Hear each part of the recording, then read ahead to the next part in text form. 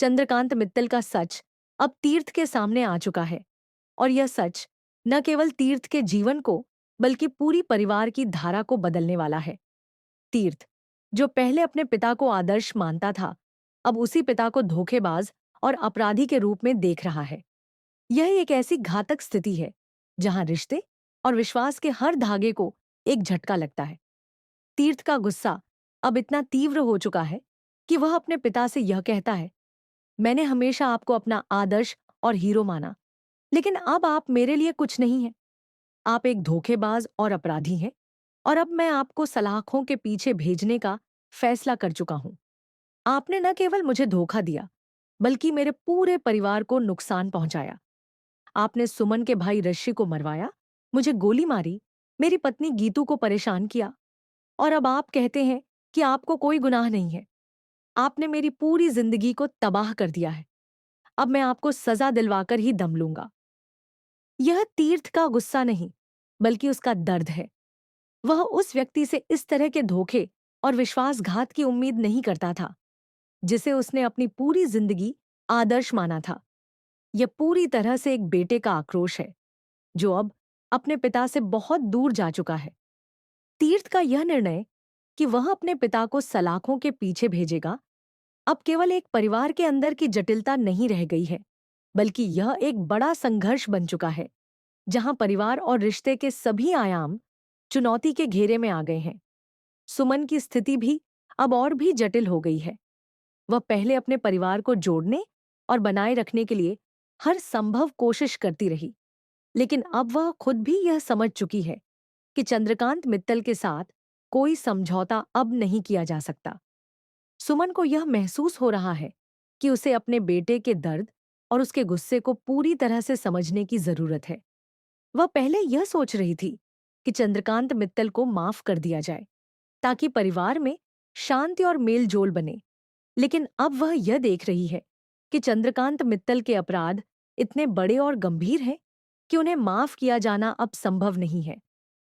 सुमन के लिए यह बहुत कठिन समय है, क्योंकि वह अपनी भूमिका के बीच संतुलन बनाने की कोशिश कर रही है।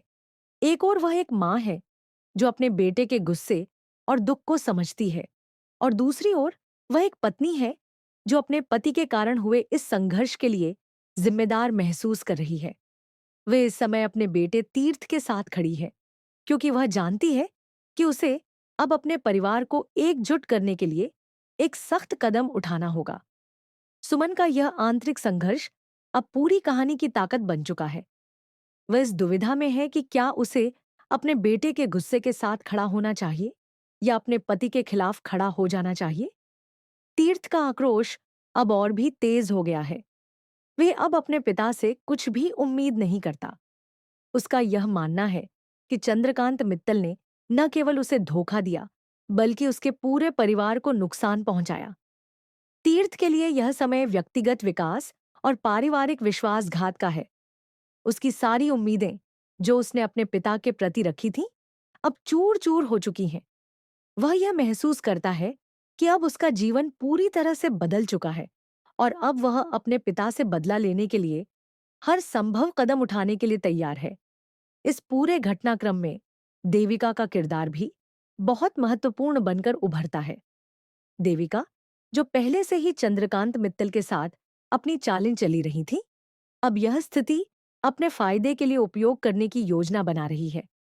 वह देख रही है कि तीर्थ और सुमन के बीच का संघर्ष उसे अपनी ताकत बढ़ाने का एक शानदार अवसर दे सकता है। देविका का यह चालाक और अवसरवादी स्वभाव अब और भी स्पष्ट हो चुका है।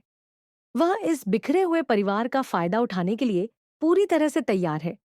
उसकी यह धूर्तता अब कहानी में एक नया मोड़ ला रही है, और दर्शकों के लिए यह देखना दिलचस्प होगा कि वह इस पूरे संघर्ष में कितनी दूर तक जाती है। अब बात आती है तीर्थ की मां की, जो इस पूरे घटनाक्रम से बेहद परेशान है। उसकी स्थिति बेहद जटिल है, क्योंकि वह अपने बेटे और पति के बीच हो रहे इस संघर्ष को लेकर बेहद चिंतित है।